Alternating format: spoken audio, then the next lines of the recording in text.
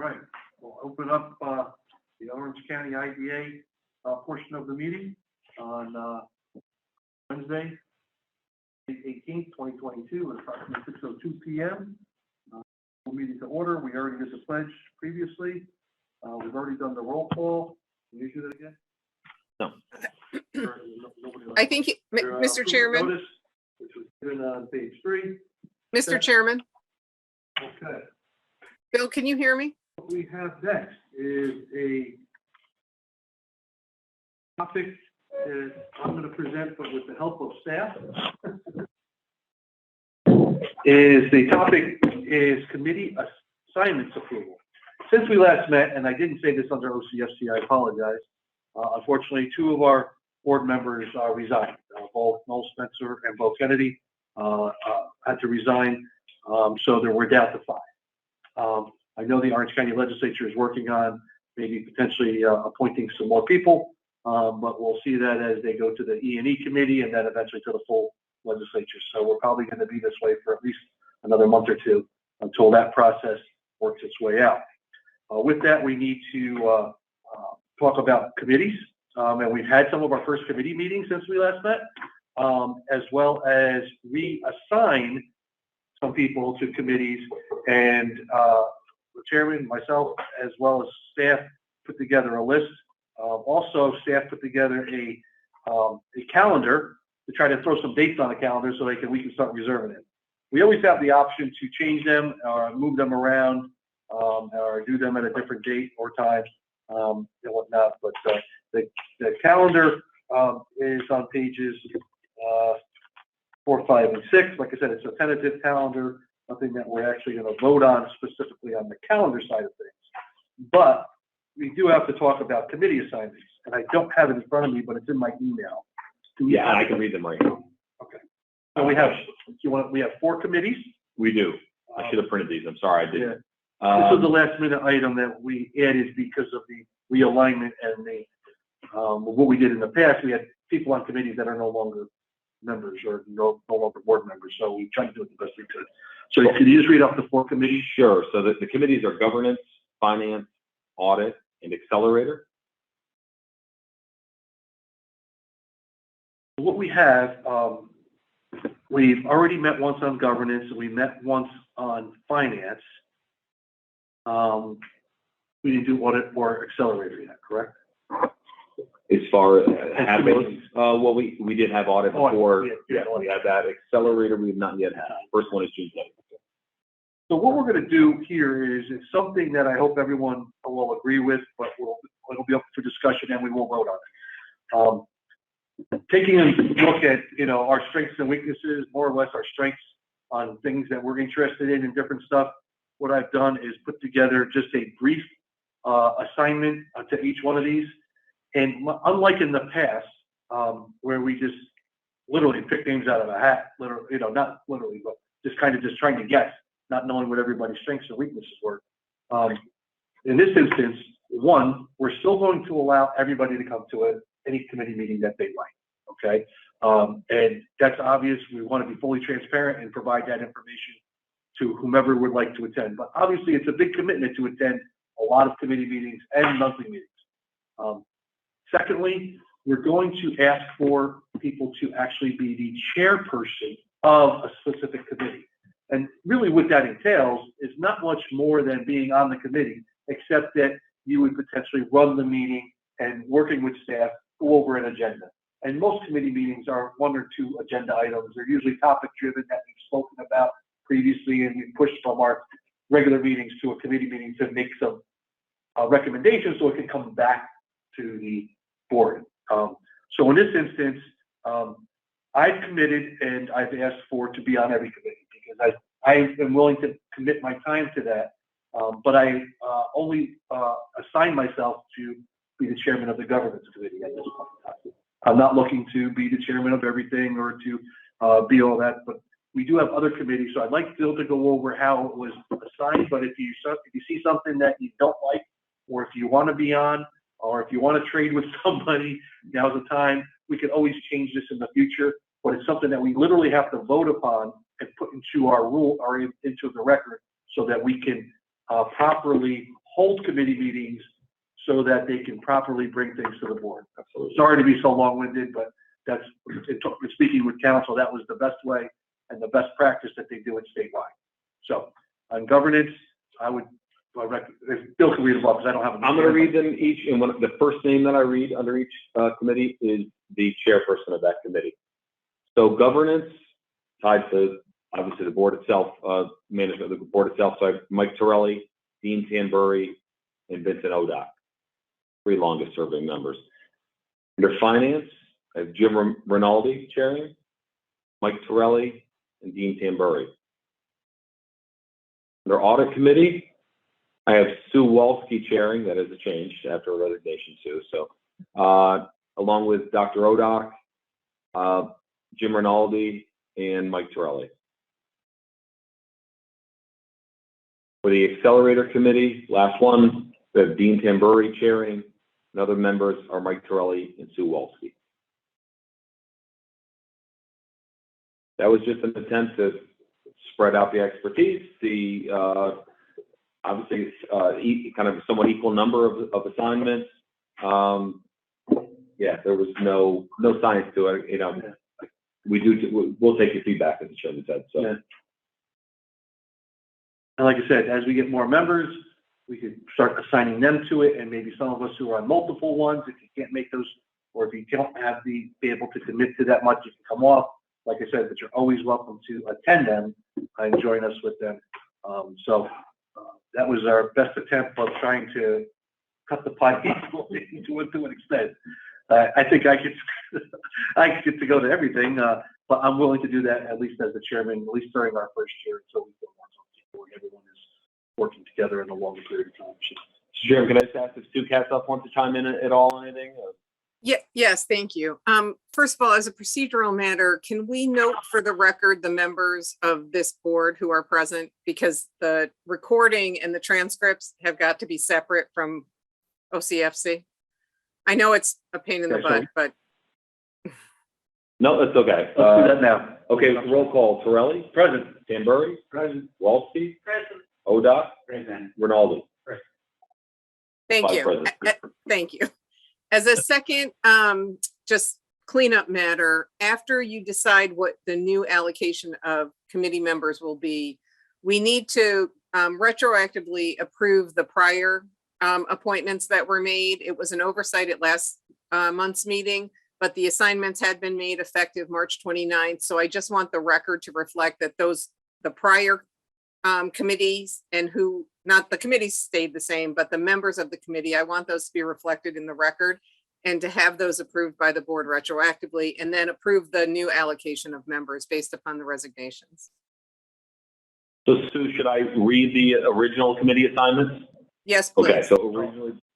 Yeah, first, let's do the old committees first, and then I don't think there's gonna be any discussion on that because it's gonna change as we vote on the next. So it's important to approve. Okay, thank you, Sue, for making us do this right. Okay, so the original assignments were for governance, Torelli, Tanbury, Odock, and Kennedy.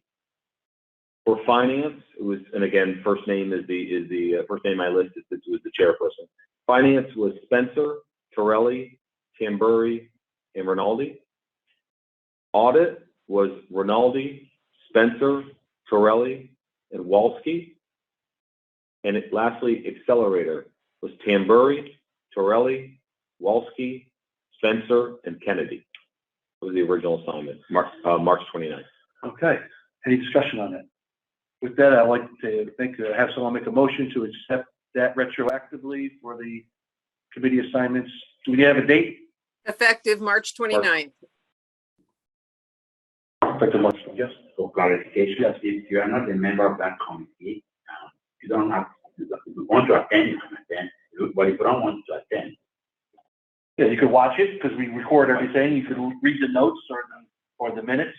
But yes, I mean, we're expecting that committee members are going to attend the committee so we can move stuff along. Yes, that's the whole thing. And one other thing again, for those that render their resignation, they address letter to at least the chairman of the board, reasons why they are leaving, I mean, something like that, so that we know what.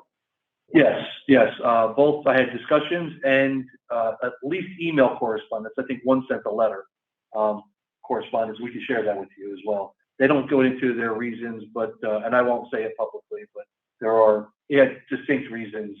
Nothing about, not their willingness, it's their ability. It was more on their ability to commit time and those types of, but we could talk offline. Yeah, I was just gonna say generically, personal and slash professional reasons that have nothing to do with IDA business, no, nothing they were concerned about, no conflict, nothing like that. Just No their issues, ability it to was just, serve. you know, issues. It's really about their own issues that have impacted their ability to serve. Okay. Any other discussion on the old committee assignments? Make the motion. Thank you, Dean. Dean makes motion. Can I get a second? Second. Thank you, Sue. Any further discussion? All those in favor say aye. Aye. Opposed? Abstention? Carried unanimously. So old assignments unanimously. Okay, new assignments. Once again, we went over them. If you'd like for them to be read again, I think I wrote them down. I'm not sure if everybody did. It'll be part of the minutes. And like I said, we can change them at any time. And as we get new members, we can assign them. So we can take some of the relief off of some of us that potentially maybe can't attend as many things. But at this point, I'd like to entertain a motion to accept them. Thank you, Jim. I will go ahead and second. That's up to, as you guys are writing. I know you know. Thank you. Any further discussion? I would like to ask, is there a mission and vision statement for the Accelerator Committee? That's a good question. Is there? Question, I don't know the answer to that. Have you heard of Is it in the minutes or is it in the bylaws? I thought I saw something online. For the Accelerator Committee Yeah. itself? It's all accelerator business, but I don't know if there's a distinct mission. Maybe that's one of the first things the accelerator. Well, it's hard to Committee talked put about. yourself an accelerator without having clarity of what it's going to. Yeah. Its vision is. Yeah. I envision the accelerator committee will talk about all kinds of things accelerator, whether closing of them, keeping them open, the leases that come in front of them, the operations of them, the expenses of them, any legal issues that come with them, so that whatever that committee wants to bring to the board, come to the full board for. Right, but I think it's more for the identification for accelerator projects. You know, how do we know if a project's going to be a fit for that if there's no vision for the program? I don't have that for that committee. We just. Well, that's one thing, they're making an accelerator, and this is, you know, where the IDA hits the slippery slope before, and to avoid going down that same slope, if it's got a defined mission, or it's the vision of this board, it makes it a lot easier to accomplish it and keep you on that path of being above the question. Okay, so I mean, if there's not a distinct mission, maybe that's one of the things that committee can bring to the board, so the full board can decide upon the mission of the accelerator. Did you find something or see something that you like, or? No, there's a blurb here, but I don't think it qualifies for what he's talking about. First of all, the Accelerator Committee is something that was made up, and I'm saying made up because I want you to understand it's not mandated by either the general municipal law or the PAAA. That doesn't mean you can't have one. You can have. I'm sorry, Mike. Were the other three correct? Yes. Government. Right. So the statute outlines some that you are obligated to have, and you now have. The Accelerator Committee was something that was made up, which is fine. I'm not saying it's not fine, but the accelerator is talked about in your bylaws as, so it's just an arm of you. It is not a separate entity. It doesn't have separate bylaws, just like your audit committee doesn't and your finance committee doesn't. It is part of this IDA. But you should look at your bylaws.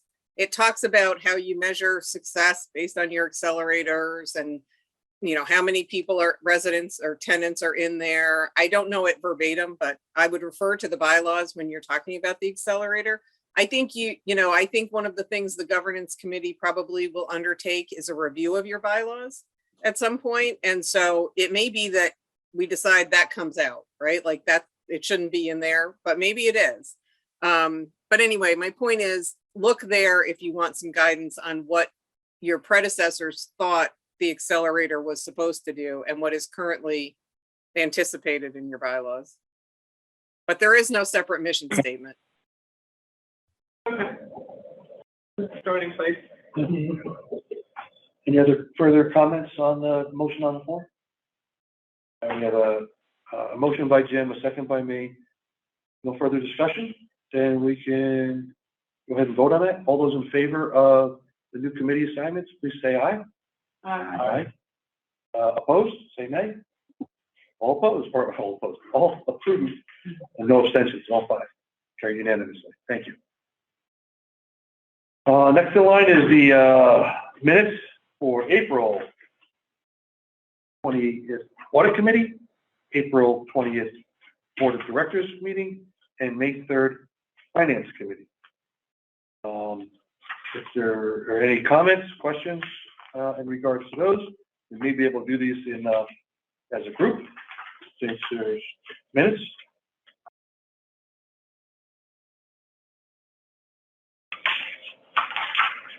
Without any discussion or comments, I'd like to entertain a motion to accept the minutes as presented for all 3 of those meetings.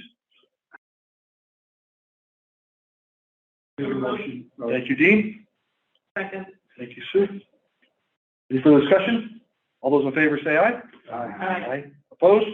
Abstained? Carried unanimously. All the meetings will be here. It doesn't say that. How do we know where the meetings will be? Well, that is part of what governance talked about in the governance committee report, and we will report on that next. So, we'll do finance committee report next. Sure. So finance committee report. How do you want to go about this? Yeah, so I won't it's go probably through these because easier, it's later on there, but I will just say the finance committee we had 2 Mondays ago, and the real, predominantly, we were focused on the subject of agents of the IDA that were assigned that role in 2021 and years prior. This board had, when we passed the 2022 budget, they had the opportunity to make those same assignments if we had additional applications. We did not act on that. The board did not approve any agents for this year, but we had 2021, and they were approved by the former board to act as agents, kind of, I would say, almost outsourcing what they considered economic development work. We had 3 agents that were assigned who received commitment letters from the IDA, performed the work, and provided vouchers for payment. You interviewed all of them at the finance committee meeting, understood what the nature of the work was, asked all the follow-up questions exactly, provided, requested some additional information, which we provided. And really that now comes before this board. Later on in the under payables is when we're going to ask you to consider it again. But it really, that was to prepare you to decide whether or not you want to pay those 2021 vouchers we received.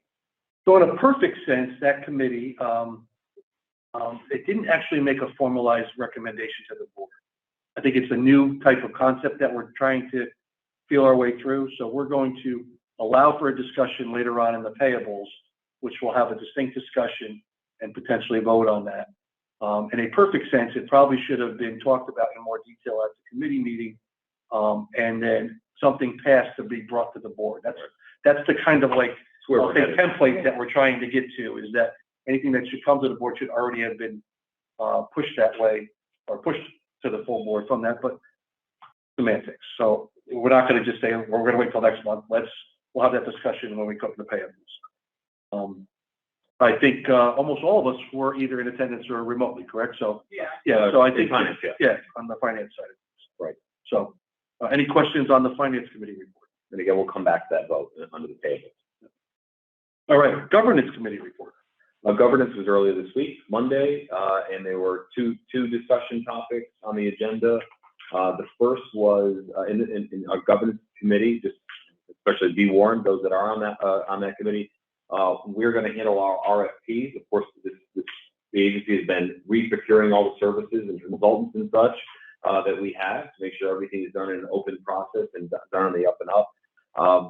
We have a few RFPs that are kind of backed up right now. Most recently, shovel ready. Before that, bond council, and then local labor monitoring service, which is the service being performed right now by Loki Brill. Of course, we did talk about that at length. We reviewed proposals and our comparative analysis for the 5 respondents that we had to that RFP. That's that subject, which again it would be voted on under unfinished business later, local labor monitor RFP. There was a suggestion that was put forth that it would come to the board. The other topic that was discussed in governance was our meeting location, which you raised before, Jim. We had a lot of discussion about that. We didn't make any vote or anything to pass it forward, but that is something that kind of was still out there. And I think we still would need some action in order to have that be something that's considered at the board level. Someone would need to raise that. Can we have discussion, Chairman? Sure. I mean, to further on the report, what we had was, like Bill said, 2 things: a unanimous decision to bring forth on the local labor side of things, a recommendation by that committee to go with 2 local suppliers of that type of service. We'll get into that under unfinished business. The second part of it, under the meeting location, there was not consensus of the board. So while we did not take a formal vote, we had a distinct discussion about it, and we decided to not move forward with moving it to the board because we didn't have full consensus on that, and we decided to bring it up once again at our next governance committee. But with this being an open meeting and we want to discuss this, we can discuss it at this time as well. Yeah, I'm just wondering if maybe we can acquiesce some way and just maybe have the committee meeting at our headquarters and then have the open meeting or regular committee meeting, This board meeting. Board meeting here. That was discussed at the committee meeting, and I believe one of the committee members proposed that, and that was something, not formally proposed it, but was in favor of that. On the opposite side, multiple board members were in favor of having the majority, if not all, stuff here being at the county seat. So I think we don't have a consensus on either side. Well, we will most likely, starting September, we're going to need to look for new space. So we're talking about meetings for 8 months, maybe, if that. So I know I was not at that meeting to give my opinion or consensus. I would be in favor of splitting it. Okay, we'll note that. We are taking it up at the next governance committee meeting, but at any time under new business, or now if we would like, anyone could make a motion at any time to call a vote. But I just don't think that the board has consensus on that yet. In order to move forward, in this instance, we would need, out of 7 members, we would need 4 to approve whichever way we went. And informally polling the board, I don't think we have consensus of 4 either way, but that's just my opinion. So, but we could take if the board so deems, if they want to bring it up under new business, which I said we can do right now and then come back to finance, we can do that, or we can wait for governance to talk about it again and hash it out even more, and then make a recommendation to the board. I'll leave it up to the board to decide what they want to do. Well, I'm curious as to, because I know having been at one of the committee meetings at the headquarters, it just seems a lot more easy to conduct with a full screen and everything, the audio, the video. What is the opposition to having committee meetings there? Now, Sue Katzoff, can I ask you to even entertain this discussion in this board meeting? Would we have to have a motion and a second to that motion? To discuss it or to move on it? What was the question? Yeah, well, really, can we discuss it? Because I know there's a motion second and then there's discussion. I'm looking for some guidance on how to proceed, or does this need to be tabled for another governance committee meeting? Procedurally, it does not need to be tabled if someone wants to raise it, and so you could discuss it here this evening. You can elect to hold it if you don't want to have the discussion now and send it back to the governance committee. If someone wants to make a motion, they can make a motion, the board can discuss it, and then you can take a vote, assuming there's a second.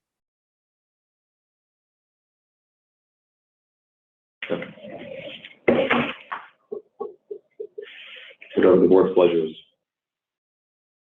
I ask the question. Sure.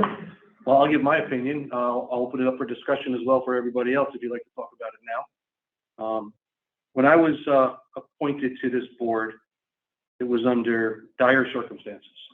The entire board previous to us was let go all at the same time. And in months thereafter, the entire management staff and consulting staff was all let go. It was let go for a reason. It was let go because there was major impropriety. With that, we had the graciousness of the county actually appointing Bill as a liaison, Dan Bloomer working in the county exec's office to bring transparency and guidance back to this board. And the county attorney, thank you. All back, and ever since then, the meetings have occurred here. I think they've occurred here for a reason, and the reason is full transparency and being at the government center, at the county seat, centralized to the county, and in a room called the community room, where meetings like this take place. It's a brand new type of concept, but since I was put on the board back in March of 21, we've had these meetings here. I think numerous times, probably more than half at our meetings, county legislators have showed up at them, either to participate or to watch or to listen. Many times our meetings are there, right there after committee meetings and our legislative meetings in the chamber right above our head. We chose this room, I say we, collectively, it was really the county choosing this room because they wanted it to be open to the public, pre-security and being after hours, which this board chose because of business reasons, being availability of board members at the time, and I think still today, that they chose to have it in this room instead of having it at the legislative chambers or in the committee room chambers, because it would be post-security and it would take a little bit more, I'll say, management of that. With that though, I understand that it's not the easiest to have meetings anyplace. I think that we can upgrade IT and visual and audio and stuff in this room with the county's help, maybe with the county IT department as well as our IT provider. But I'm full in favor of having every meeting here for those reasons. I think what happened in the past still is burning in some people's minds. The impropriety that happened and the lack of transparency that happened at that building and in that boardroom. I distinctly remember times when people were not allowed to come in, not because of executive session, because they just weren't allowed to come into the building over there. Obviously, we don't do that now, but I think there's a negative portion of that that also occurs. Lastly, I'll say it's not centrally located. If we have board members throughout the entire county, I don't think it's fair to ask people from Warwick to go all the way to Newburgh, or for people from Newburgh to go all the way to Warwick, or Harriman to go to Pine Bush, or Pine Bush to go to Harriman. This is the county seat. It's centrally located. That would be my opinion, and that's how I would continue to vote on it. I may be in the minority, but I think that for full transparency reasons, I will be supporting keeping the meetings and the committee meetings here moving forward. I hope that answers your question. No, listen, opinions are like jelly buttons. Everybody's entitled to have one. Any further discussion?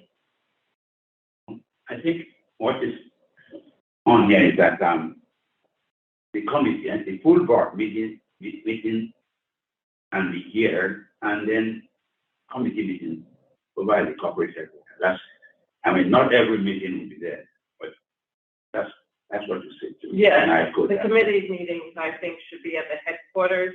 Again, everything is done on video now anyway. There is full transparency in that matter.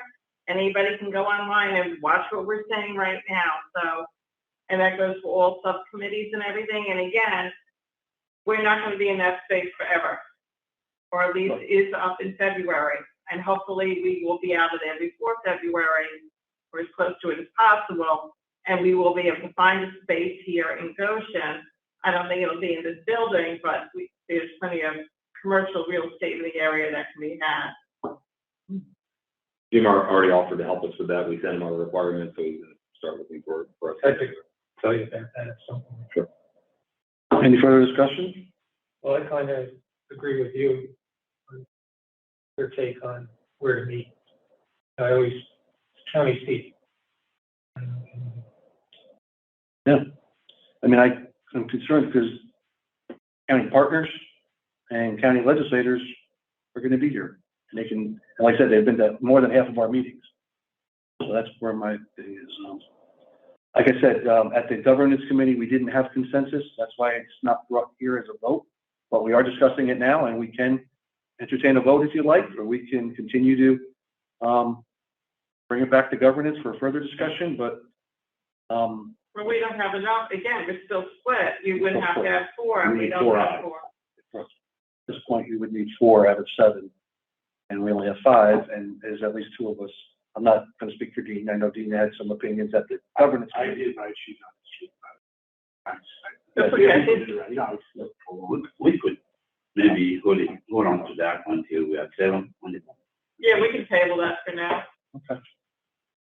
All right. So the report is complete. Let's move on. Okay.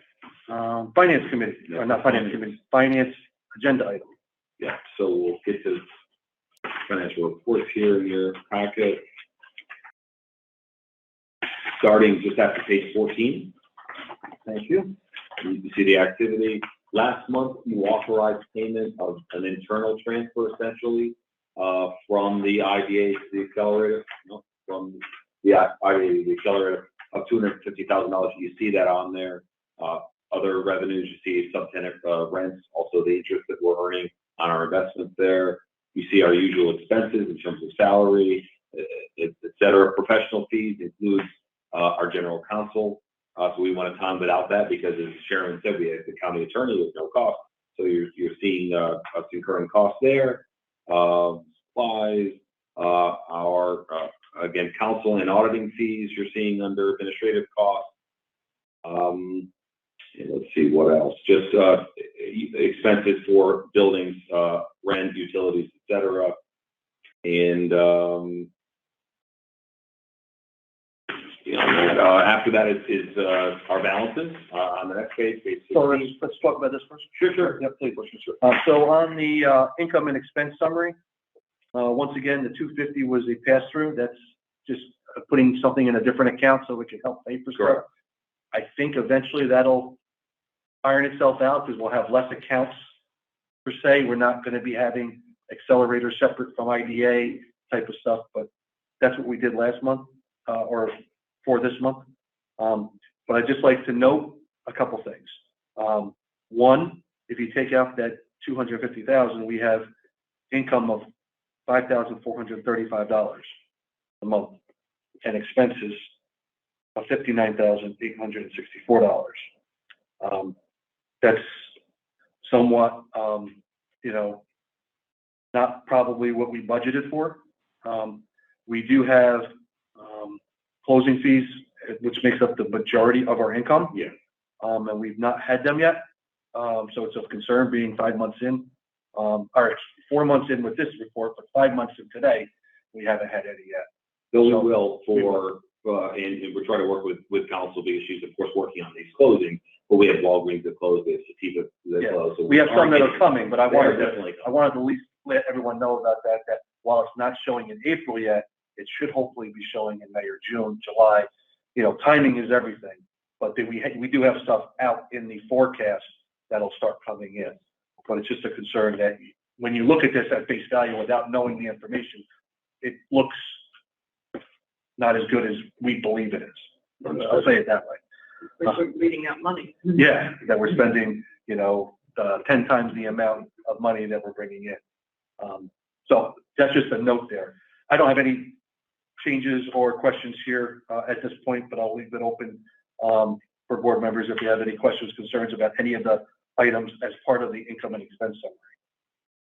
I just want to break this down because as we get into the IDA, we have distinct things we need to do along, or decisions we want to talk about almost on each page. So let's just break it down that way. And I also, in lieu of other questions, should point out the $5,000 under project expenditure. That was actually for the application fee for Mount St. Mary College with the bond deal. It was first accounted under IDA. It really belongs in OCIDA. Yeah, and we saw that on the OCFC budget. Yep. All right. Any other questions on the income statement? So what I'd like to do here, I know, but just to make it simple so we get through it all, I'd like to vote on this page first. Okay. So let's vote on the income and expense summary. Any further discussion points? If not, I'd like to entertain a motion to accept the income and expense summary for April 2022. Motion. Thank you, Dean. I will second that. Any further discussion? Oh, yep, Dr. Odock second, sorry. You beat me to it. Any further discussion? All those in favor, say aye. Aye. Opposed? Abstained? Carried unanimously. Thank you. All right.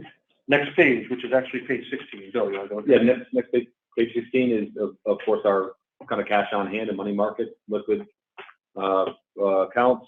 You see we have, at the top, we have our CDs that this board invested in, Orange Bank and Trust, $250,000. And two of those at $250, different rates and different lengths.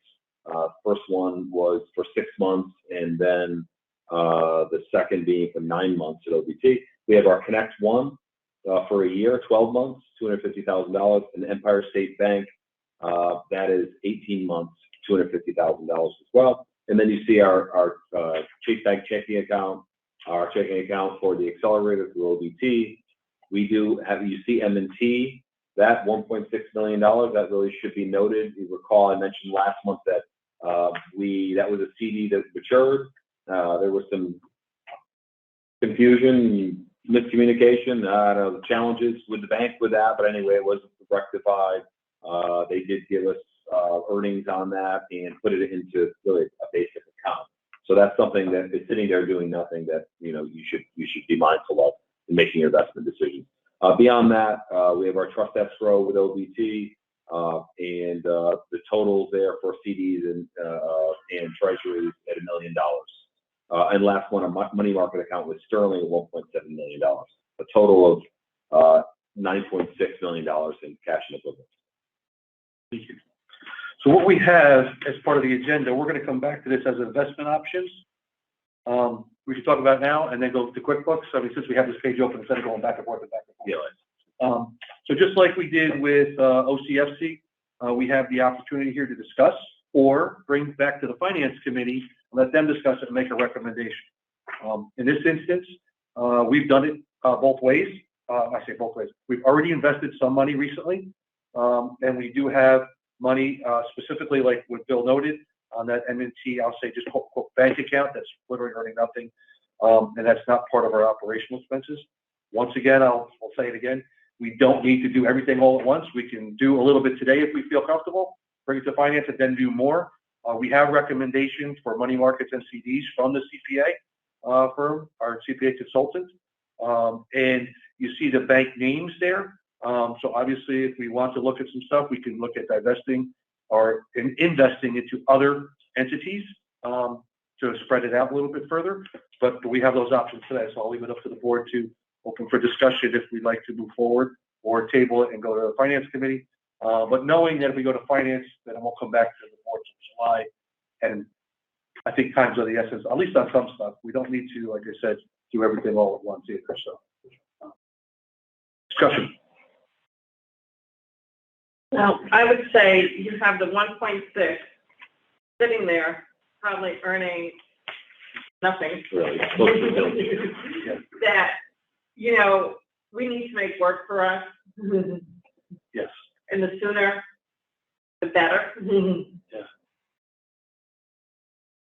I don't disagree, Sue. I believe that that 1.6 is right for us to potentially talk about tonight and make decisions upon. And knowing that what our expenditures are, and knowing that we have more money on the IDA side of the ledger, I less worry about liquidity on this side because of while we do have expenditures that were going to be happening, we have enough money to pay them. So it's more of a commitment here that we would want to move forward. Dean, what do you think? Go ahead. Yeah. So if I would to recommend, I would probably, we have CDs that all mature within pretty much the next 24, 18 months. We have no long-term CDs, which are your real interest earners. I would recommend laddering that out into multiple CDs. So you have that constant aging and you have that long-term aging where you're really bringing in your investment return. Sure. So if we look at the recommendations, and we still open for discussion, but if we look at the CD recommendations, and I'm just going to put asterisks on my thing, of Berkshire, Greater Hudson, and Wallkill, which the CPA recommended we look at, you'll see that they're tiered. Once again, obviously the longer term, Correct. the higher it goes. And I don't know what the term upgraded means. I haven't seen that before. So like in Berkshire, the 60-month is at 1.25 and upgraded 2.7.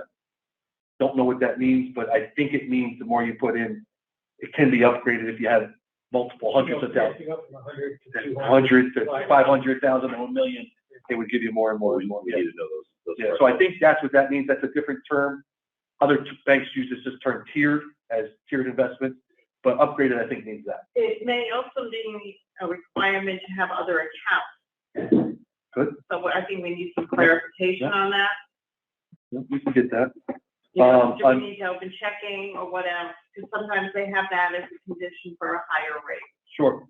You need to have a bigger relationship with them, Right. or maybe even a loan.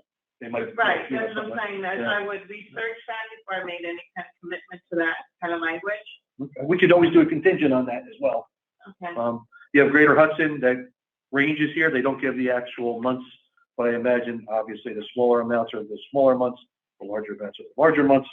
And Wallkill, it does give it where it goes, it graduates up to that. 0.7, that's good. That's it. So, knowing that, it appears just from this chart here that both Berkshire and Greater Hudson / Connect One have some of the larger CD rates. Knowing, if you look at our list, we already have stuff with Connect One, only $250,000 on a short-term CD. In this instance, with clarification on what upgraded means, it looks as if Berkshire has some of the larger rates when it comes to it, specifically in that middle tier, that 24 or 37 month. Unless it's a typo, I mean, it looks like it's got some better rates there. Yeah, and I would motion that 1.6 get separated into 3 different deposits. Did you want to make a distinct motion so we can put it down?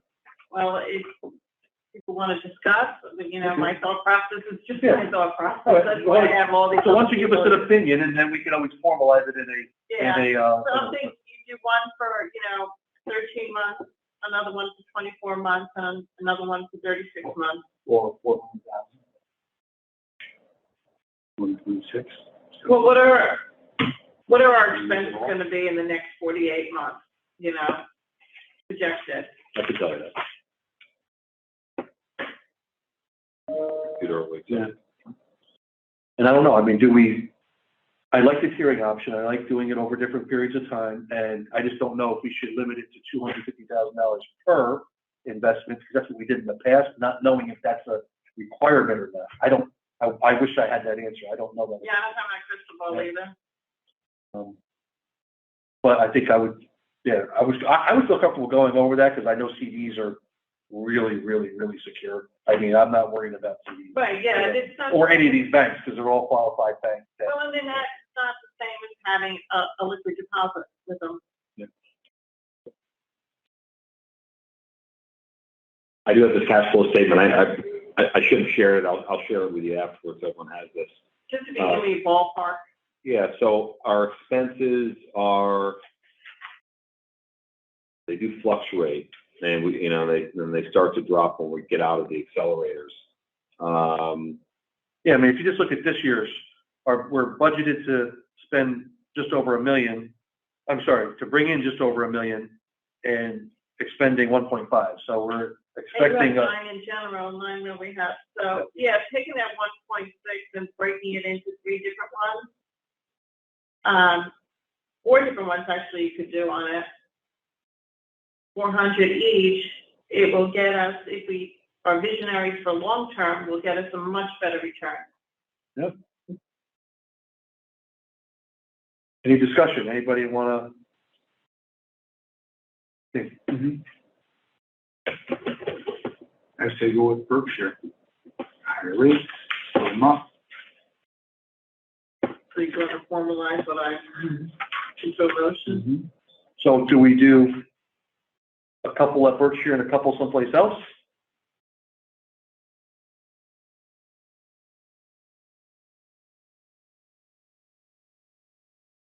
Remember, we also don't have Walk Hill Valley here.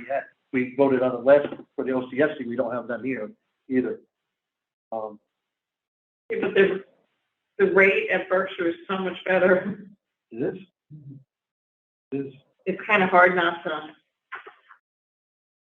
be attracted to that. There's something to consider is, rates are cut in stone. You go to a local bank instead of just saying 0.25, but I'm gonna give you 500,000, I want 4. So it's used car with some of them. So I don't know who does the bidding, it's, Yeah. it's something to consider. Something to think about, yeah. Yeah, I don't know, I don't know about that, I don't know how to do that, to be honest with you. I've never done anything like that, so I mean, I would, Well, no, but if you can, that would be fantastic. I mean, any 0.25% would be great. I mean, you could do it like that in the future. We could also formalize it and do an RFP. You could do another one, but you could say, hey, here's our list of banks. Hey, banks, we have $500,000 that we want to invest. You tell us what the best CD rate you can give us. You could do it that way as well, and we could do it. Yes, I don't know. We'd have to be public, so we'd have to open up a bid, and it would be a sealed bid. You open it up, whoever's the best gets it. You know, those types of things. You have several that are going to be coming in the next year. Yeah, we have Plenty of opportunities. plenty of opportunities to do that. But I think today, for time, let's make it. I think we could make a decision on at least some of it. if I may. Yeah. I'm kind of retired for service in that Okay. age thing. But up until about 5 years ago, we were mostly an investment bank. You know, right now we're doing almost all commercial stuff. And when we were doing our investments, it was the Wild West. We were dealing with lenders all over the Northeast. What did they give us? And it was amazing. It amazed me that you could negotiate the rates based on how much you dumped in there and the time. You go higher time, you're going to get a better rate, but you don't want to do that. But whoever deals with that may want to consider feeling the waters. Okay. All right. So let's make a motion if we can. We feel comfortable with a $400,000 CD in Berkshire at the 24 or 37 month, because those are the two higher amounts. Yes. One CD or two separate for 400 each? I don't know. You have 1.6, so that's Yeah. a potential for 400,000 investment. So I would say you would go 13 months, 20 months, and 37 months. I think 60 is 5 years out, so that might be a little bit too. Yeah, I just worry about putting more than $1 million in one bank. Correct. That's my concern, Right. because we haven't done that yet. I'm not saying it's wrong. Right, It's right, okay, but- so then So, break it for two of them to be put deposited there, and then raise it kind of stinky. The other two into the Greater Hudson. We already have accounts there, though.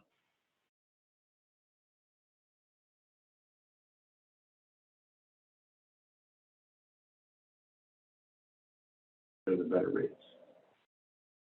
Yeah. That's why we have money. Yes. so I'll make a recommendation, and if you would like to vote on it, we could further discuss it. But my recommendation is a $400,000 CD in the 24 months at Berkshire.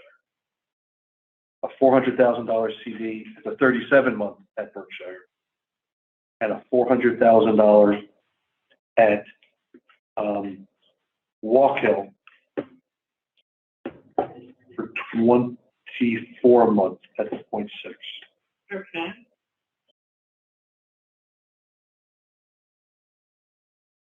just because I wanted to, my recommendation is to spread it out and not use the same banks over and over.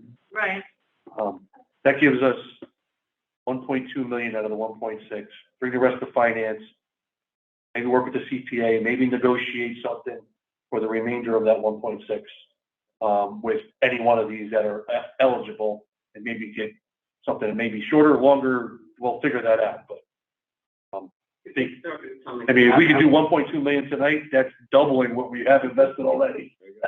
Is there any way we could add the motion that Bill calls the bank and asks them what their best rate is for these items? Now, the motion, we're ready to put this in there, but let them ask the question. They change it, great. They don't, we have our investments. Yeah, I mean, you vote to accept these, and if I can get a better rate, I get it. Otherwise, I still go. That's published rate to us or better. I mean, we're public, so if the bankers are watching, they're going to know what we're talking about. I don't think that they're watching, but yes, obviously, if it's something better for the same term, the same amount, then he would just present it back and we would just notify everybody. But I think that Knowing that there's still money on the table. Yep. Even if they knew that, there's still money on the table going to the finance committee. Maybe it's best interest to give them a better rate. Yeah, I do like that. Bill, and you can work with the CPA, whether you do it, they do it, whomever. We feel comfortable with that. Sure. Are we expecting any change from what we have here? You think there'll be? They change every day, Dr. Every Renato. day. Yeah. Sometimes Every twice day. a day. They change every day and over time. So, yeah, they're going to change. But we do have some stuff coming shorter term. So we do have some options that are going to be coming back to us before the end of the year. And we have more money in the bank that can be invested still. It's gonna be an ongoing. Yeah. Eventually, I think we'll have like a nice little spreadsheet that shows where, what, not just this thing, but at what rate, so it's just maybe a supplement. I mean, we'd like to think at some point, the finance committee could just say, this is what we have researched, this is what we think is good, can we just have a motion for the whole board to approve? In some sort of investment guideline as well. Yeah. A strategy, Sure. really. It's something that committee can work on, yes. All right, so the motion is $400,000 CD at Berkshire, 24 months. I'm making the motion. A $400,000 CD at 37 months at Berkshire, and a $400,000 CD at Walkville Federal for 24 months at that 0.6. You come from the account, you're making the To come motion. from the former the M&T banking, unquote, bank account that's not earning anything at this point. Sorry. Yeah. I'll second the motion. Okay. Any further discussion? All those in favor say aye. Aye. Aye. Opposed? Abstained? Okay, we invest a little bit more. Thank you. That's carried unanimously. As former board member John Dada would say, we're going to make another $1 tomorrow, then have another $1 tomorrow than we had today. So at the very least, we're doing the right thing. Okay, so we went a little bit out of order. So in financial reports check, investment options check, we go to QuickBooks consolidation. Quote from RBT CPA. Yeah, you see the memo in there, pardon me, from Shannon Manisi. Basically, I brought this up last month. Right now, we don't generate financial reports directly out of QuickBooks, which to me is absurd. It's really just open up to human error, and it's certainly nothing to Kelly's fault or anything. It's just you're transposing all these figures. The reason we can't do that is we have two separate QuickBooks entities. The accelerator is an entity on its own, and the IDA, and they're completely different, and they generate their own, again, income statements, etc. Kelly has to combine them together. We'd like it to be one entity. We want to get away from the accelerator being its own thing that was done on purpose. It was kind of related to some of the things the chairman was talking about in the past mislead. So in order to do so, however, we need to rebuild the account in QuickBooks. It takes time. Already RBT's been doing a lot of cleanup for us just under their kind of blanket retainer fee that's quite reasonable. I think we saw when we did the RBT or the RFP. But they did quote us for a maximum of $3,000. They're only going to charge us for the work that it takes, but it is capped at $3,000 for that work. We did request, the board requested this quote from RBT, so you could consider that concept, whether or not you want to do the consolidation. So that's what you see here. All right, discussion on this topic. I think it's much needed cleanup of what was done in the past. It would be different if, I would say, a certain entity like our operations of accelerators were a separate total entity, but it's not, it's the IDA. And I think it confuses stuff, and I think, unfortunately, it was done for a purpose back then. To make it more confusing, so it was easier to get stuff approved, and I hate to say it, but potentially even hidden. So I think, No question. you know, since we've already chosen them as our CPAs, and this is a one-time fee to clean it up, I kind of like that. I mean, bringing someone else in to do it would require a lot more staff time, and they haven't been already working with us, so that would be probably, I don't know, more expensive or not, but it would be a bigger hurdle than this. So I'm in support of it, but I'll open up for discussion. I think this is a no-brainer. Yeah, I agree. Okay. Good. All right, who'd like to make the motion? I'll make the motion that we move the accelerator accounts to be merged with our IDA QuickBooks accounts through the services of RCT accountants. Great. Second. Any discussion? All those in favor say aye. Aye. Opposed? Abstention? Carried unanimously. Thank you. We can work with them, and maybe we can do something next month? You don't have to commit to it. Work with them on it, because they haven't said they have to commit to it. Yeah, I don't want to jump to Monday or Tuesday, right? Tuesday? That would be great. Full day. She's going to be in the office working with us all day and reconciling. Great. So she's really been pouring over. I think it'll make it so much easier on everybody, and including us to be able to decipher it after this one. Okay, so next we have our reoccurring, our April, May payables, okay?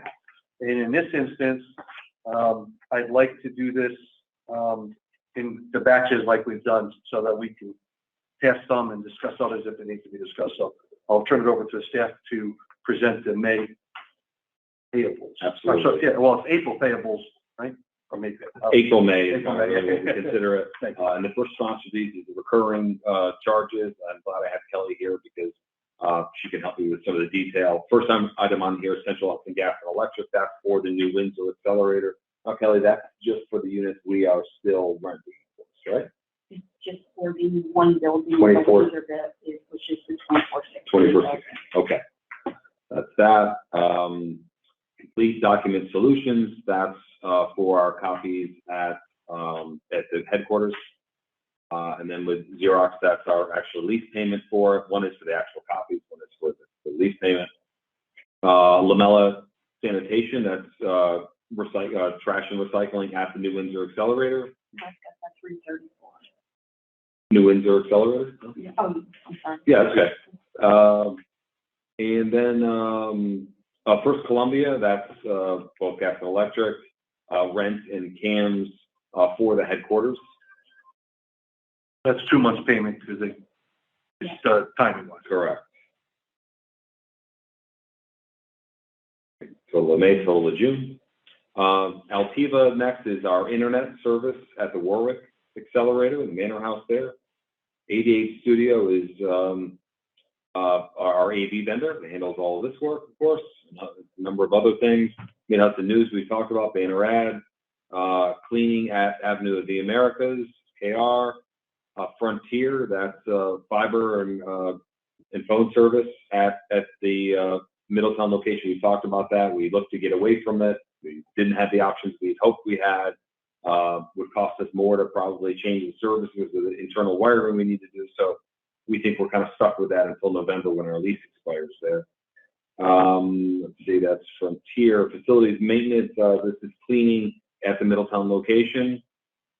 Crystal Rock is water that we have for at the headquarters. Card member service is one of our 2 credit cards.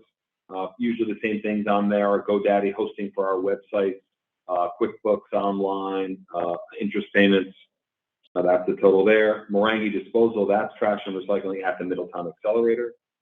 Our other credit card, other usual charges are monthly Zoom charges, Google stamps, etc. National Business Leasing, that's our copier, the Kyocera copier in Middletown. And Kelly, did you say that expires like a month after our lease expires? I know we talked about that recently. It's a couple months. I think it's February or Yeah, March. it does unfortunately continue past our lease there, our rent, renting the space there. And then the Angelesser Group, that's our rent for the Middletown Accelerator from January through May. Last one is IPC. That's our support we get for our network at the headquarters. Can you just change that? It says 334 Avenue Americas. So that's not correct? It's both. It's both? a combination bill, so Thank you. the headquarters and 364. Are they monitoring 334? Is that why it's on as well? Remote monitoring? Because they didn't do work at 334. Oh, no, I apologize. Yeah, that's just for Friday.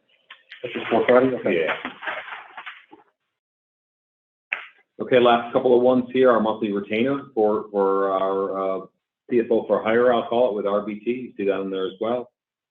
And then Charter Communications, that's internet at the headquarters. I'm sorry, that is internet at the New Windsor Accelerator, 334 Avenue Americas, and the headquarters. And the last item on here is from Charter, Town of Warwick. Town of Warwick Water and Sewer at the Warwick Accelerator. That's come up before. We are now passing those costs onto the accelerator tenants, subtenants in Warwick, by reconciling that they quarterly for payments. So a total of the recurring charges, $72,940.88. Discussion. Yeah. Well, you got 6 months worth of rent on there, so. Yeah. Yeah, that's it. My one discussion point, and I will acquiesce, I think is the right word, maybe, I'm not sure. In the past, I voted against paying for the Middletown Accelerator due to reasons that I stated in the past. And the board so deemed, and we voted to pay that in the past, knowing that it's coming due at the end of February is our end of the lease. I will not be voting against it, but I am not too happy with that decision. So personally, but I'm not going to stand in the way of that nor make it a big deal. So. And just to clarify, Mr. Chairman, you said it expires in February, that it expires in November, around Thanksgiving. Around November, that's what I meant, sorry. February I was being headquarters. thinking November, but reading February and something else. All right. Any questions, concerns about this? If not, I entertain a motion to accept the reoccurring building services as presented. So moved. Okay. Sue, thanks to, need a second? Second on Jim. Any further discussion? All those in favor say aye. Aye. Opposed? Abstentions? Carried unanimously. All right, page 22. This is the monthly contracts. Correct. And the only item we have for you for this month is charges from Low Bro Consulting. Of course, they're our local labor monitoring service. So this is for site visits and reporting for several projects. I'd probably say 5 or 6 projects that they're made site visits on for April. Total of $3,955. That's the only contractual bill. All right, any questions, concerns? Then I'll accept the motion to accept the monthly contract portion of payables as presented. Motion. Dean, second. Dr. Odak, all those in favor, say aye. Opposed? Abstentions? Carried unanimously. 5. All right, the all other category. Right. Last but not least, all other. Town of New Windsor, this is rent. Now, Kelly, can I ask, is this, we had double paid and then I think we waited to make a payment and we were trying to reconcile that. Is this a regular payment or is this kind of? This is the pass-through rent that Mello pays. Okay, but this is all, because these are for the units that we're no longer renting. So, but the Mello and Seco are still in these spaces. So anything that they're paying to us, we are passing back onto the town, and that's what this is, $800 to mellow there. We had to pay our handyman, basically. He's done a few jobs for us to unclog a toilet down there at New Windsor Accelerator. You also see our audit for the IDA side of it. We approved it for OCFC, but this is from JGS/PFK O'Connor Davies for, again, the 2021 audit at $18,500. Next after that, legal notices that this negotiating independent advertisements for public hearings and the shovel ready RFP. So it's $165 for that. And last is, we did not have this previously, but going back to the Finance Committee meeting and the agents of the IDA, we had put forth in prior months the other agents, the Orange County Youth Bureau and Women's Enterprise Development Center. This one we had not yet. Hudson Valley Agribusiness Development Center. This is a request to pay their vouchers that they submitted of $25,000. And I should add, we have the other bills with us again, back to the agents of the IDA, Orange County Youth Bureau for $10,000, Women's Enterprise Development Center for $30,000, and again, HVAC for $25K. All those figures all match what the commitment letters that they received from the IDA approving those amounts equally. So we have $44,615 in this month for all other, and again, there are on the table. There's also the Youth Bureau voucher payment and the Women's Enterprise Development Center voucher payment as well. It's expensive. It is. It's a tough month. Discussion. It's the two addresses, 334 Avenue, America, not the same as for So they are both in what I'll call the, Chairman may correct me, but I'll call the Stewart Airport campus on the town of New Windsor side, not on the airport proper or the air side. So 4 Crowdy Lane is our headquarters, kind of at the top of the airport campus, and then down the hill, town of New Windsor owns these former barracks, I think they were, it seemed like, that we've been running out for several years to the accelerators. That's 334 Avenue de America. And we're out of a couple of those. Our leases, 3 of our leases expired there. We have 2 others, one ending the end of this month, and then the last one, the town of New Windsor, the lease expires at the end of next month, and then we are done. Thank you. So my question, so we have the Hudson Valley agriculture invoice. The others were previously presented. So Right. But we didn't vote on them, or we held them. Exactly. To go to committee. So 30 for Wedsey and 10 for you two. That's, I think, here to pay for it, and this is not, it's held up, and that's what we discussed. It's not April, May, it's prior months, but we are asking you to consider it for payment along with these. I don't know if it goes in this approval. I think it will, because one of the things that I'm going to ask for here is, I'd like to do, I hate to say this, but 4 different approvals. 1 for the all other category minus the 3 agents. The reason being, I'd like to then go into the agents one by one in case any of us have a distinct conflict. There may be an instance where we have a conflict with one of them, and I don't want to have the whole board vote on 3 of them as a whole if one of them is a potential conflict. So I want to give that opportunity. And I know it takes a little bit longer, but if we could vote on the all other, which would be the line items from the first line item all the way down to the 165, which would be the 44,615 minus the 25,000. $19,615 for all other, not including HV, ADC. And Orange County Youth and Women's Not including those. Not including those. So the first thing I'd like to do is, and I hate to do this because I know it takes so long, but let's vote on the ones that are pretty basic, and then we'll have further discussion on the others. So I'd like to entertain a motion for $19,615 to pay the all other expenses minus the agent's expenses at this point. And I'll make that motion. I'll second. For the discussion, all those in favor say aye. Opposed? Abstention? Carried unanimously. Okay, now we have 3 other things to talk about. I think we do them one at a time. HVADC at 25,000, Orange County Youth Bureau at 10,000, and Women's Enterprise Development Corporation at 30,000. This was brought up at the Finance Committee. Right. And there wasn't a formalized recommendation because we're still growing. You know, we didn't formally do that, bring it to the board, but we are considering them today because time's of the essence. We're all together. No sense waiting to the next committee meeting. And I'd like to open discussion on these. And I'd like to lead the discussion, but I'd like to have everybody have a chance to talk about it.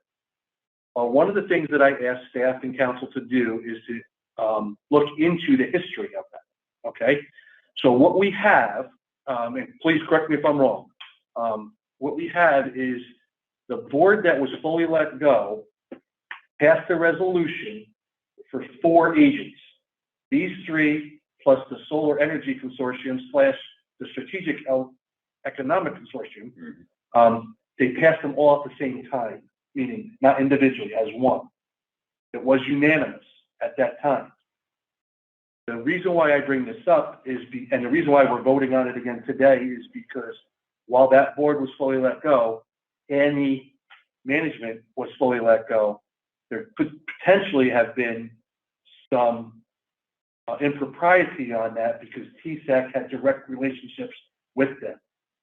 So instead of doing it individually, so therefore, while I know it's a previous board authorized this, I'm bringing it to this board so everyone's on the same page so you know that. It was done unanimously without discussion, from what I remember in the minutes that I saw. And I wanted to make sure that the board, 1, was fully aware of it, but 2, we have 3 of them, not the 4th. Okay, so that's why I've asked to break it down individually. Also, I've asked, and we're going to move forward with this. We'll be voting them individually in case any of us have a distinct potential or perceived or actual conflict of interest with any of them, so that we don't just do it in one lump sum and then we don't want anybody to get in trouble or be accused of anything. So with that, we have these 3.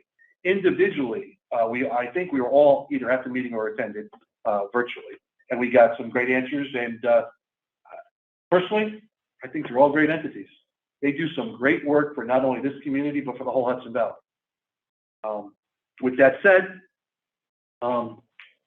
they've received a lot of money from the IDA over the years. I don't have a total of it, but they've been agents for a very long time. Positive or negative, however you want to look at that.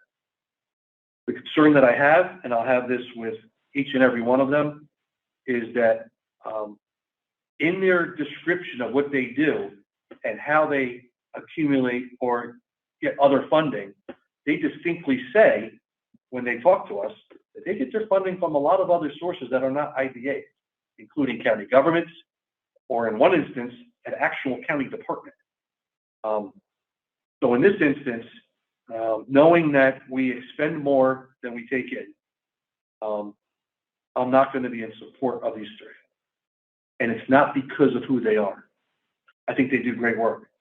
And I don't want this to influence anybody else's decision because I know that they have, quote unquote, probably banked on this money. But as a fiduciary responsibility, I don't see a direct relationship with economic development on the IDA side of things. Hey, I'm all for farms. Love farms. I have friends, neighbors, and relatives that are in the farming business. But if a farm came to us today, we can't give them a property tax exemption or a sales tax exemption or anything like that. It's not part of our parameter. They do a great job, though. I mean, and farms are so integral. So, I mean, maybe on the farm side of things, they're better off going to planning or to community development or being part of a county to help fund an organization like this to help farmers. I just don't see the direct relationship. 2, Orange County Youth Bureau. Orange County Youth Bureau is an actual county department. They formed a Friends of in order to get funding from the IDA to help with specific things. All great. I'm sure they did great work. They look like great people, but it's literally, it should be funded by county government for the stuff that they want to do. I'll leave it with a caveat though, with them and with the Women's Enterprise Development Board.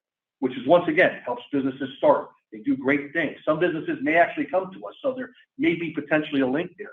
But that's, I believe, more of a county employment and training, or a SUNY Orange, or even maybe an Orange County Chamber of Commerce function to help organizations like that.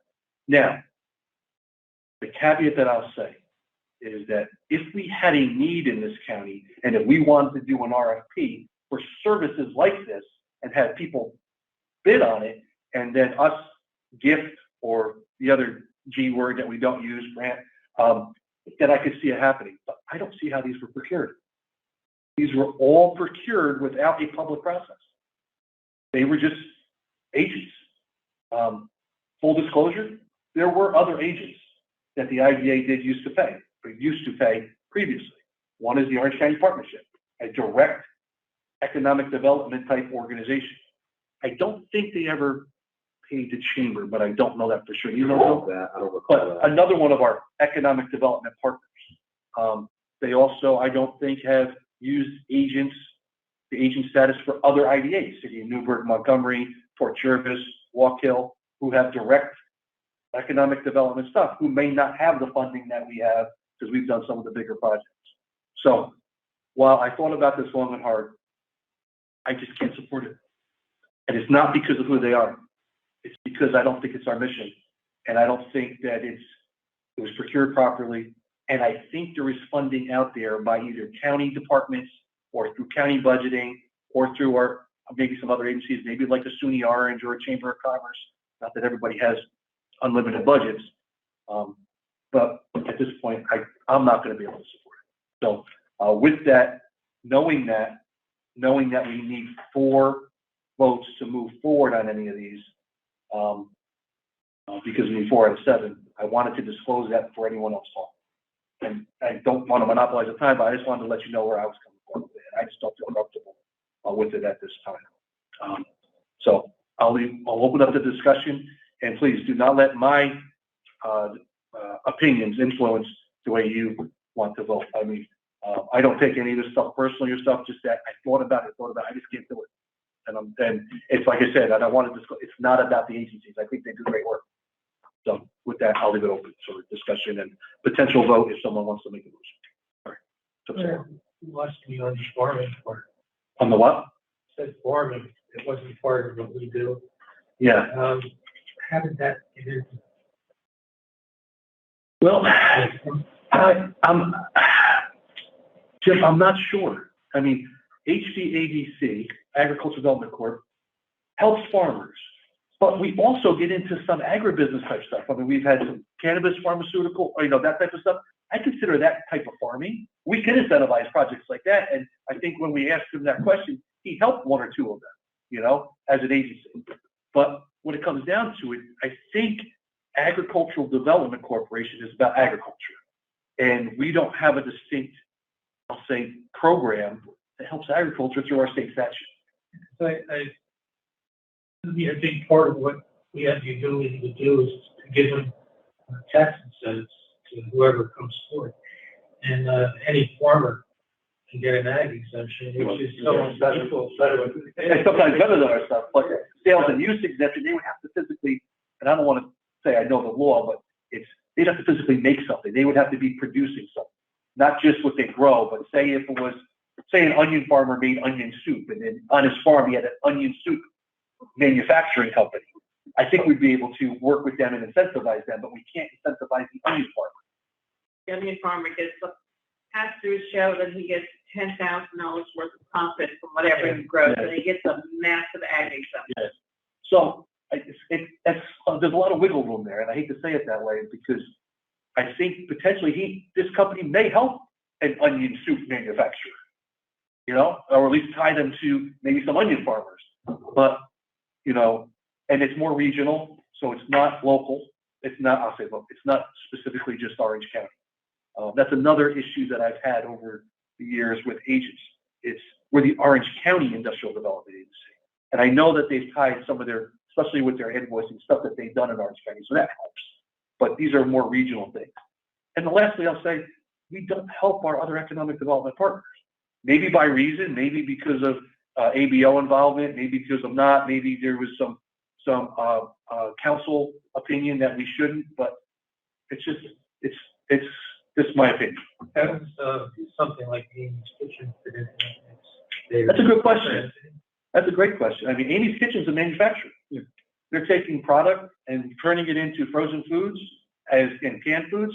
So they are eligible for something like this, you know, for our incentive programs. I think we incentivize. Absolutely. Amy's Kitchen, yeah, 15-year yet to be built, but hopefully that'll be something that we'll see come to fruition with all the jobs they're going to create in that, and the great aspect of it. This type of HVAC, I would think would help them, as well as anybody else in their area would help them match up with farmers who could provide them with the produce that they need, or maybe change their produce in order to do that. So HVAC wise, I think there is a potential link for them helping a project that we would be helping. Go ahead. Yeah, for Orange County use the road, I think I have to probably look into that, explore that a little bit, because remember it came to us yesterday, it was Tuesday, yeah. And they have some type of training that they do. But as I said, I have to look at that in detail. So these are my notes from the other night, the other meeting, and to start with the ag, I'll start with the ag. According to them, they do workshops related to cannabis. I don't know if that's what you're referring to. I don't know if that fits in a little bit more or not, but they have for cannabis growers, they talked about reducing landfill issues or whatever. If that has anything to, maybe or maybe not fits in, and Freedom Hill Farm, which I'm not sure what that was. But when they talked about the cannabis thing, I wasn't sure or not. Now, these invoices are for this current 2022? 2021. Okay, 2021. Okay, so I saw the other check. So I don't know what if the cannabis is related, or they can change up what they do to fit more or something like that. If that's what is part of it, because obviously but we've given them incentives, them trained, right? They've already had incentives for these purposes, I guess. That was the one note. But I personally, and I think I was this from the beginning, that if these entities, and some of them were receiving monies from the Ulster IDA, gives to Hudson Valley Ag, part of my notes anyway, but that's part of my notes. So they were one I gave. I thought Duchess had given to the women. Yes. Yes. As did Westchester, yeah. As did Westchester, according to my notes. Again, I'm not saying we do it or not, but I was more under to pay these because it was promised to these entities, and then do exactly what you said in the future. 100%. Nothing should go out if it wasn't, but these were, and I think that we would pay them and not have a bitter taste from the IDA to what they have in papers saying that we would do for them, and gave it to us. So I just rather not have that right now. And then moving forward, as in we discussed a lot of items, do exactly what you had said.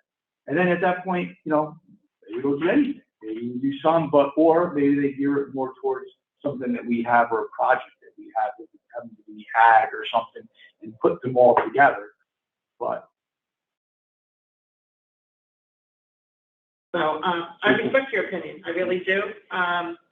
It's my understanding, because I believe I did ask a question, that none of these three organizations have come for 2022 and asking for money. They did actually, because we were kind of in limbo. It was the time to put that out, so the applications out there, they did provide them, but the board basically just kind of tabled that. Okay. We have it used to be item by item by agent specifically. It was in the budget. We then just put it into one line item that was the agents, something like that. I was referring to that, and it's in there. It's in the budget, but we haven't approved any. We have not. Okay, so we have not approved moving forward, giving them any money from our 2022 budget.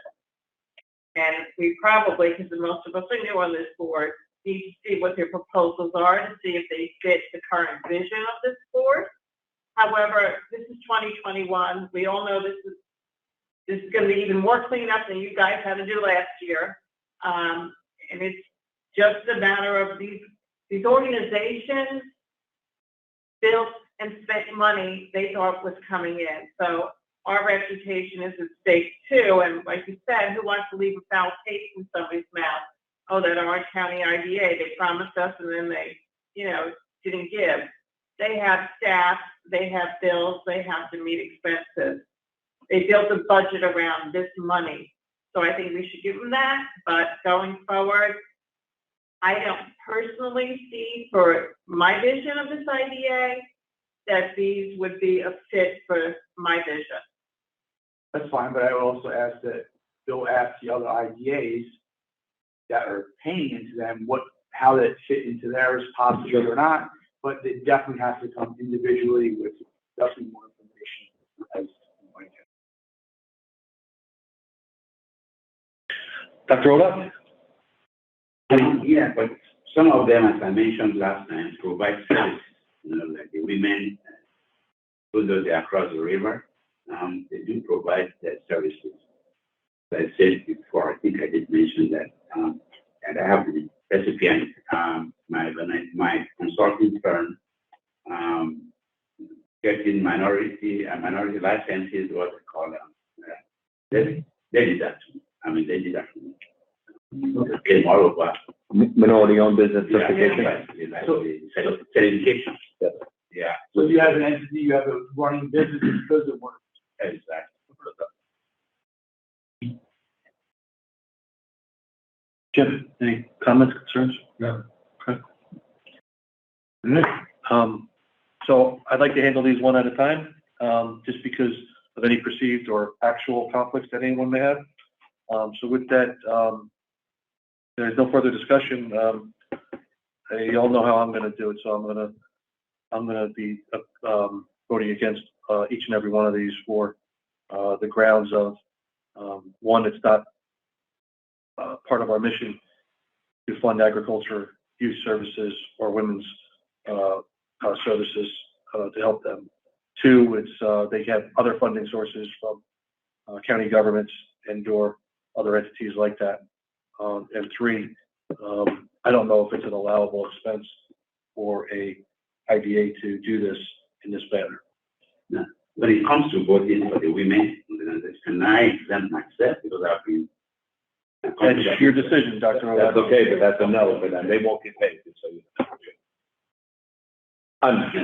Sure answer. just to be clear, they won't be. We need 4 eyes. So that's fine. I'm not saying you shouldn't. But it's gotta be very clear. That could be tabled until we have more people. 2014, they help you? You abstain? Yeah, but he said they just also came for your Rotary? Did they just? No, now the youth. The Orange County youth came yesterday. Oh, okay. Presented their case. So I think we do them one at a time. If there is one that doesn't have 4 votes, that can be tabled until we get more people. We update them on what's going on, and then they can make an informed decision. I hate to just, because it's not voting, unless there's a motion to vote no, then we can vote something down. We would need 4 votes to vote something down, and then it would disappear from our walking. Yeah. But with that, knowing that, which everyone has said, I'm not going to make a negative motion. I'd rather have someone make a positive motion and we vote on. So let's do one at a time. We can do HVADC first. I make a motion to pay the HVDC. ATC. I'll second your motion. So in this instance, we should probably do a roll call vote because Sure, of potential conflicts. Absolutely. Torelli? No. Tamburri? Yes. Walski? Yes. ODOT? Abstain. From the Hudson Valley Agribusiness Development Center? Oh, no, that's, yeah. That's where we're on right now. Okay. We're doing them one at a time, sir. One at a time. Yeah. ODOT? Abstain, no. No to HVADC? I think there are 4 of them we are dealing with right now. 3. 3, Hudson Valley Agribusiness Development Center, Orange County Youth Bureau, and the Women's Enterprise Development But Center. we're doing them one at a time. One at a time. First one is Hudson Valley Agribusiness Development Center. Okay. I said yes, we should pay. Rinaldi? No. Okay. 3 ayes, 2 noes. Motion fails.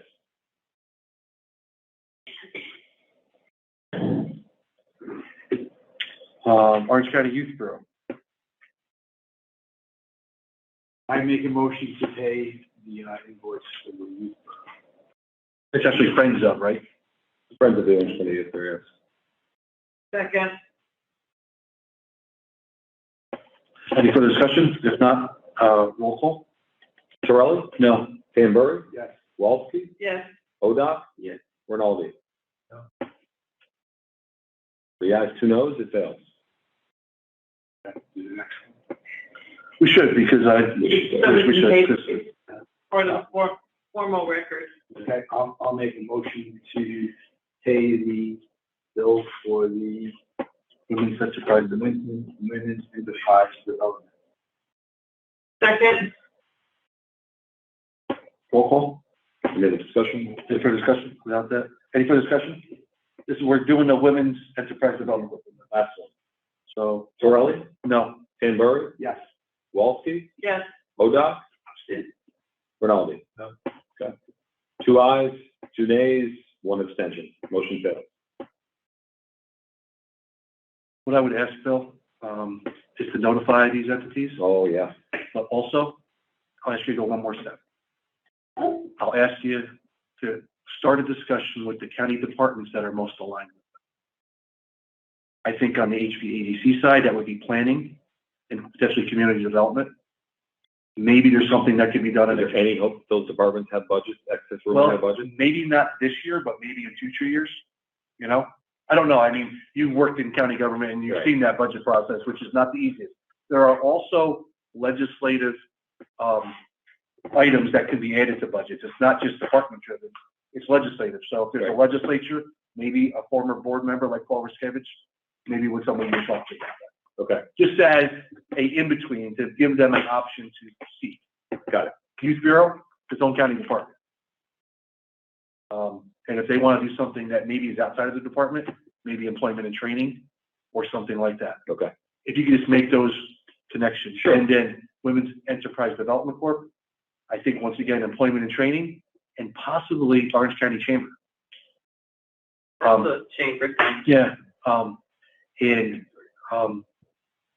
so those are things that I would just ask, just to go one step further to help them, because it's not their fault, but it's just something that, they're not passing at this time. Okay? All right. Okay. That's the payables. That's done. It's moving right along. I know it's taking forever. We don't have too much more. We're almost there. We're almost there. Okay. New business. Bill, you want to go over, I think you sent this to everybody, so hopefully they Yeah, have a chance. everyone does have this. Yeah, it's pretty simple. I mean, even if you've read it, 5 minutes before the meeting, it's pretty basic. There's both a New York State Senate bill and a corresponding Assembly bill. It's on the separate printed sheet. Yeah, it's totally separate, Doctor. I can give you another one if need be. Give me a good. Okay. I'm not going to get into all of it, but it's a simple bill where it's actually suggesting that the IDAs we will lose our power to be able to abate any property taxes that go to schools, which is the majority of the taxes that we abate. And really the basic kind of response or my take on this is, as it spells out in this memo, it kind of puts us out of business. So it takes away our ability to do exactly what you're here to do, which is attract business by using the tools that are given up by the statute. So I will, as I said to Mr. Rinaldi earlier, I'm always say at almost every meeting, very proud of our association, our membership with New York State EDC. They monitor all of these, do an amazing job of being ahead of all these types of bills, even things that are being discussed or considered. They compile all the facts, they share it with their membership, and they even kind of work on some language for a memo like this. So I appreciate that. It's something I certainly hope that we sign on to, because again, if this passes, that's the end of this agency. And I certainly hope that's not the case, not just because of my job or Kelly's job, but because of the important work that we do. So that's that, and I want to thank Busquet Holstein, whose firm, specifically Natalie, who worked on the language for the for you today. Yeah, key. This is key. I mean, not that we want to be political, because we should be apolitical, but when legislation comes up and the organization that we're a main member of asked us to support something. It's something for us to consider. We haven't seen this in ages, to have to support or oppose legislation, but I'm in full support of giving a letter like this as part of many other EDCs and IDAs are doing throughout the state. I'm sure it'll be a topic at the upcoming EDC conference. Just to show, once again, the lack of education about how IDAs are doing stuff. If you read some of the legislation, they talk about stuff that is totally in error. So I think, unfortunately, not every politician is as educated as others. So I'll be in full support of this. Any other further discussion? No, I agree with you. I think you have people passing or attempting to write bills who just are not educated on how the process works. And some things may look good in paper. You don't have all the facts. Not any further discussion? I'd like to entertain a motion to accept the memorandum in opposition as written and instruct staff to finalize it and send it into where it needs to go. I'd like to make that motion. I'll second that motion. Thank you, Sue. Is there any further discussion? All those in favor say aye. Aye. Opposed? Abstained? Passed unanimously. All right. Next item. Second item on new business, Yep. yes, accelerators. So I mentioned before, we're specifically talking about the New Windsor accelerator, the fashion manufacturing accelerator down the hill from our headquarters at 334 Avenue of the Americas. I mentioned that we had 5 leases there, 3 expired December 31st of 21, and we have 2 remaining. One expires at the end of this month that Mello is in, and building 2416, and then 2422 Suite 200 is Seco Silkscreen. Our remaining lease for their space expires at the end of June. So we're going to be out of those spaces. We've been, I want to also thank Natalie and Sue for their work in helping to communicate and negotiate with the town of New Windsor. The town's looking for additional funds from us, and they're pushing back on that, and we appreciate that. But I don't want to talk about this equipment. I'm just going to tell you, I'm concerned about this equipment because if we don't dispense with it, I think really to our existing clients who are using them already, our alternatives are put it out to an auction, go out and try and solicit other offers. We're going to get stuck with this equipment and we're going to have to pay to get rid of it. That's my concern. So I'm going to tell you that right off the top. Want to do what's fair. So we got an offer from Mello, who's already moving out.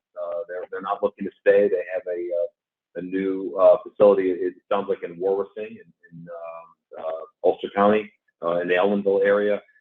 They do want to take some of the sewing equipment they have here. Also in their location is actually the laser cutter. I've talked about it. The laser fabric cutting machine that's in Mello's location, but they're not looking to take it. They also have an embroidery machine that they've used and Seco and other clients have used. We actually, interestingly enough, the former administration purchased that embroidery machine from Mello and then kept it there and let Mello use it. And it did allow some other clients to use it, except until we got involved, no one else was allowed to use it. We had to get involved and threaten to take it out of there, and then all of a sudden we developed the schedule and others were on it. But that's equipment, again, belonged to Mello. We bought it from him and allowed him to use it. So all under previous board. Absolutely, absolutely. I say shaking my head and all those things. Certainly was not up. So the little packet I have for you is a summary of the equipment that we have offers for. There is some other equipment, not much more, but there's some other equipment that has very little value. Sewing machines, older obsolete sewing machines that we're going to have to dispose of one way or another. But we spoke with, you may notice in the offer I sent a while ago, it's in the packet from Mello.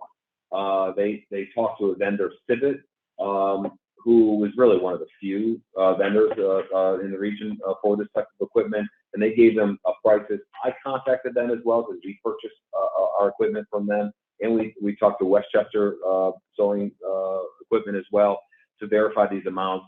They told us that the amounts that Mello gave us as values that they got from Civet are the low end, but the high end is only 20% more than that.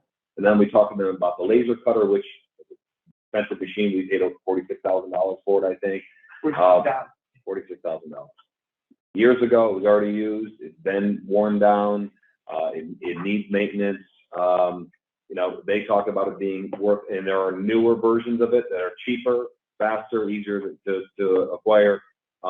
So you've got here on this chart, low values, high values, again, that we got from talking to these vendors. The Racoma is the embroidery machine. They value it from $1,250 to $1,500, and the Tupatuk laser cut from $2,000 to $4,000.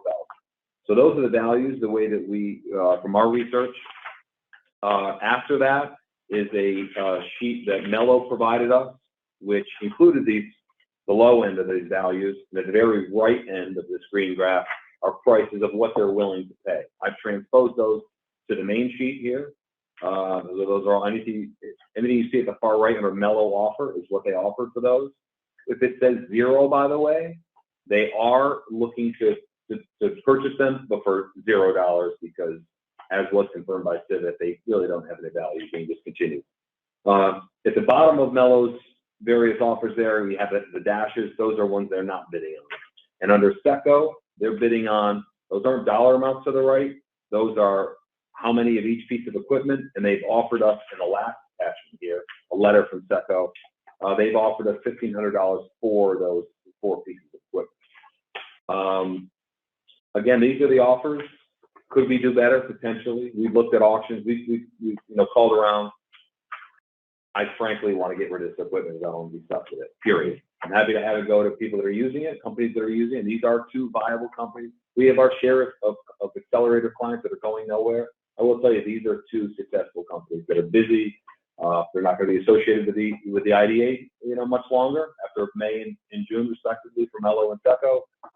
But they are going to be in business. So this is what they're offering for you to consider. So you said something that caught my ear. Mello's going to move, and leave the accelerator and move to Ulster County. And would it be correct to assume that if they left and they didn't buy this, the machinery would stay behind, and then we would have an issue with the Windsor because the space would not be vacated, and it would be a tenant that was a subtenant to us that we're originally the tenant to. Correct. And if you follow the tone of our discussions with down in Windsor, at least lately about it, they're going to want that out of there, or they're going to charge us some space. So that's my big concern. No question. Back to the question about Mello, he is moving to Ellenville, just the best deal he got. But his main concern was keeping his employees, which are some from Newburgh, mostly from Middletown, city of Middletown. And that's part of why strategically he thought that would work in Ellenville because he wants to retain those employees. So it is Ellenville. They're going to be getting, the taxes, this, that, and the other, and probably some employees will come from there in the future. But they do have about 14 employees from Middletown that so they may be Orange County residents, but that would be correct. It's such a narrow business. Just for listening. If you don't go with Mello, you might as well bring it all to the landfill. Exactly. Which is an option, but we won't get any revenue for that. Exactly. Plus you'll have a building that you have to hire people to do stuff. Yeah, now we're stuck with a bigger bill of getting that stuff out of there. That's my concern, selfish or not. We're going to get stuck with that. It's going to be a problem. It's going to cost us more. Well, and it's another project to staff to have to deal with, getting rid of, getting exposed to. And I should clarify, I'm sorry, Dean, the last sewing machines, they're heavy. Kelly's moved a number of them over the years. But the last 2, the embroidery machine is almost as big as this table, and the laser cutter is as big as this table, tall. It's going to cost us a lot. Take mechanical from them. Yeah. So additional expense, not just someone to move, a half-ton piece of equipment. It's just the computer technology on that. If you purchased this stuff years ago, it's pretty much just metal. Exactly. I will say it's a sore subject, TSEC, but they own some of this equipment, and they are looking to unload it to these clients as well. They're in the same position. They don't want to take it back out. So because the one has, if they don't take all 4 of those, you have to take one off from Mello. Is that correct? On the first sheet? No, because there's 2 of them. Yeah, there are actually 2 of those DDLs. This one needs to take out all these. Is there any way we could put some sort of stipulations and sell them from them, and also have to, are we going to be required to clean the place out in the end? And we should at least make them require them to make sure the place is clean. There's no other. Supposed to be broom swept clean for a lease, I would imagine, but I don't know the wording in the lease. But That's in our lease with the town. I'm not sure if it's in the sub-lease.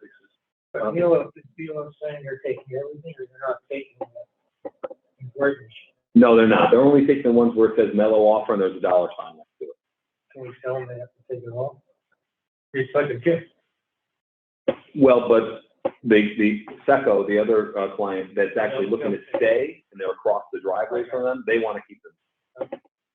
And they may, It Stay in doesn't New want Windsor? those either. Seco may stay in New Windsor or find another location. We haven't heard a location. No, the Seco's trying to stay. They think they're, They can make a deal. yeah, they seem to be making headway with the town. Now, what's, any publication, is it in the paper or maybe other people who want to buy it? That's an option. I'm not hopeful of that, sir, that we put it in the paper and we're gonna get better off than this. I'm really not, but it's an option. That's a great option. My concern is that if he doesn't be able to purchase 3 or 4 of these and they go out to auction, you may not want any. Yes. And times of the essence, because, He's in a month, 11 days. yeah. So, yeah, times of the essence as well with this, unfortunately, because they're exclusive. I would try to put something in that the building's already clean. Maybe it's probably in there, but at least. I'll double check that for sure. Otherwise, we can certainly say that. I would say that, and any, parts and stuff must go with them, not just the machines, but these parts and stuff Manufacturer part, yeah. have to all be removed with the machine. Parts, packaging, whatever goes, Right. whatever came It with can't be it, just you take the big machine out of there and, and leave all the junk. yeah. Great point. Get that suggestion, absolutely. All right, so I think we are in consensus. Got my Yep. vote. All right, so I'll make a motion that, staff enter into a letter agreement, offer, assistance, whatever council says, we should do in regards to selling to Mello the stuff that they've offered, Seco the stuff that they offered, with the stipulation that, they make sure it's clean. And I think everything with it. Take all the parts, etc. So I'll make that motion. Can I get a second?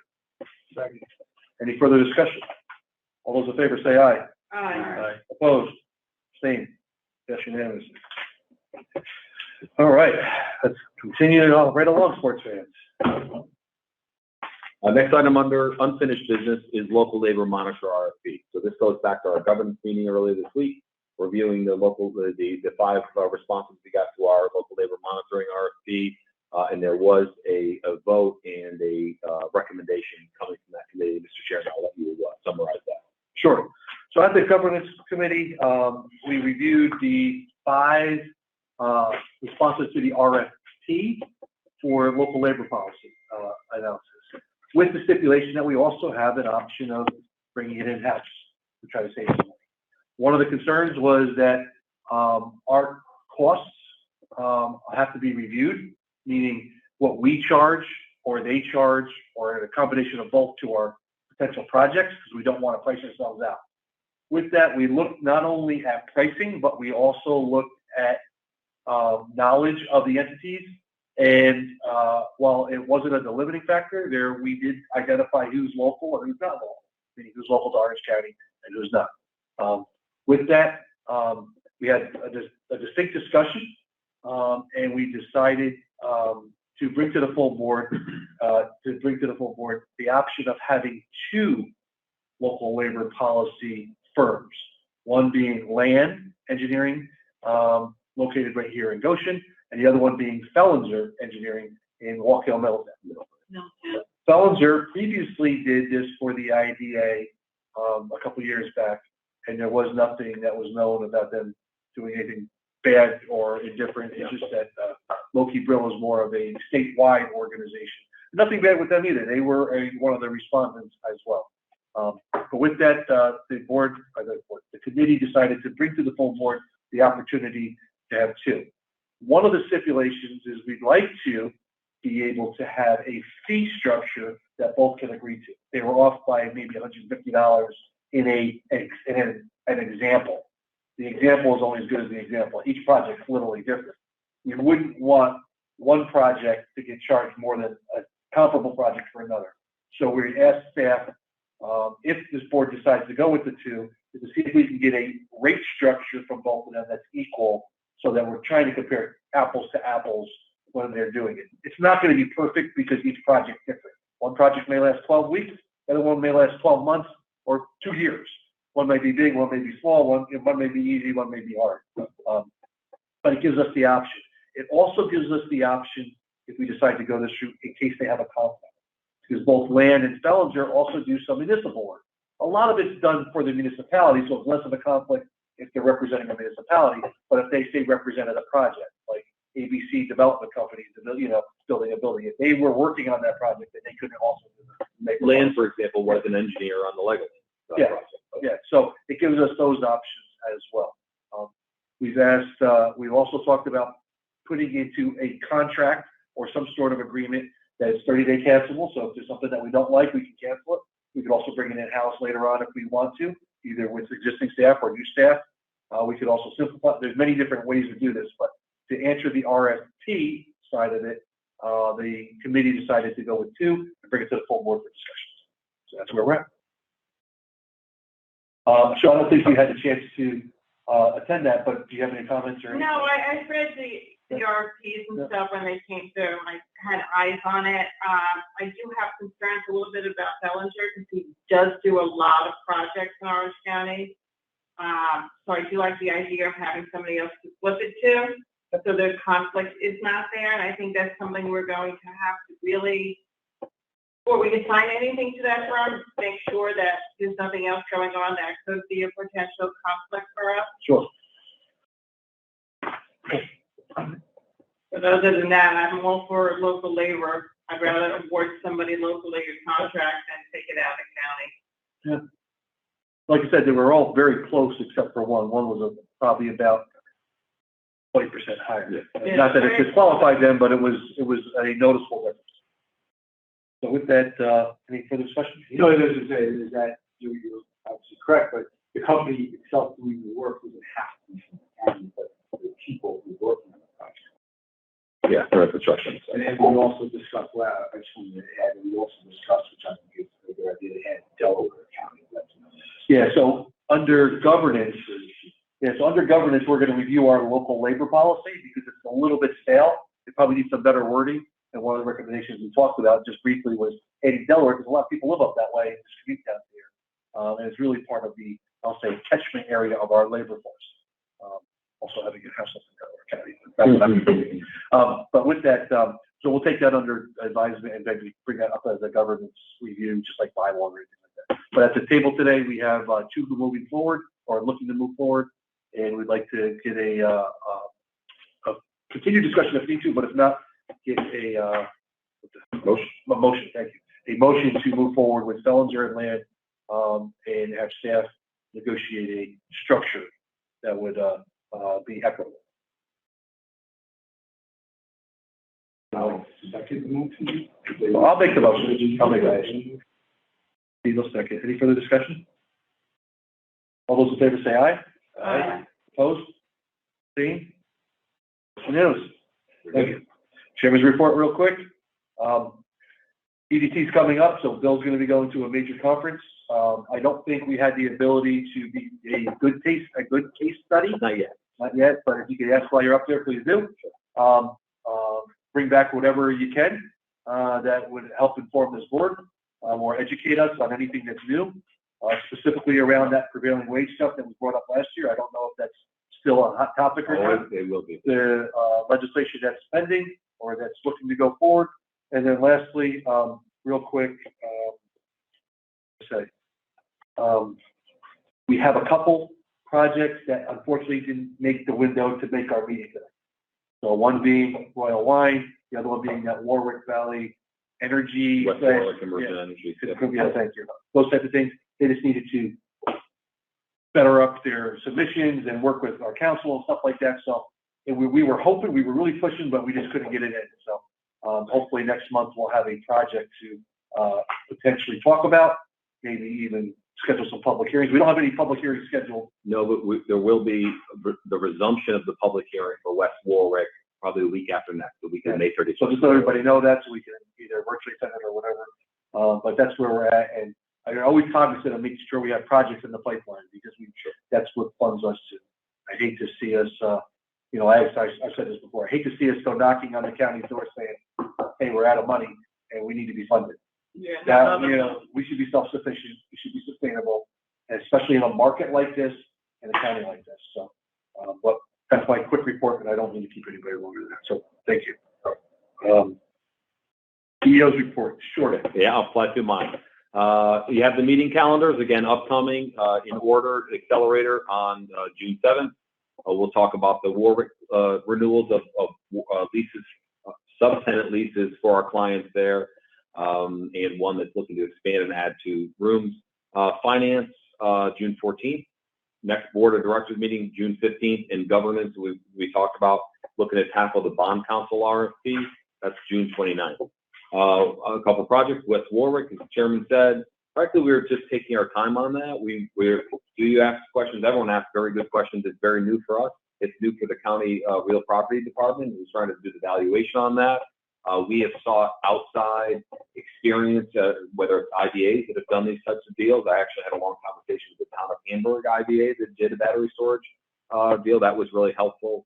I had a conference call with Orange and Rockland because not only this board, but members of the legislature were questioning, hey, is this ultimately an incentive for Orange and Rockland? Because it kind of replaces the substation to a degree. So I had a lot of those questions answered, and I'm going to invite them to the public hearing and to the board meeting, actually, to appear with Convergent Energy, the company behind West Warwick. So again, we're just trying to do it right. They do want to move on. They were hoping to be here tonight, but we didn't feel we were ready. So I believe there's an IDA on Long Island as well that gave a credit for battery storage. I'm looking that one up. Long Island?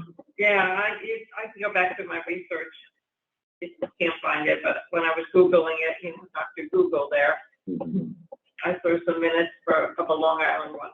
I'll look that up. Thank you. The other one we have is in New York City, and it was tough to get a hold of folks that can give specifics on that. But Hamburg, their CEO, is very, very helpful. So I do expect that you'll see them in June 15th. They'll be back here for a final resolution vote. Legoland, New York, I'll just mention that obviously if it's open, it hasn't been there. Find some kids you can take if you really want to check it out. But The food is excellent.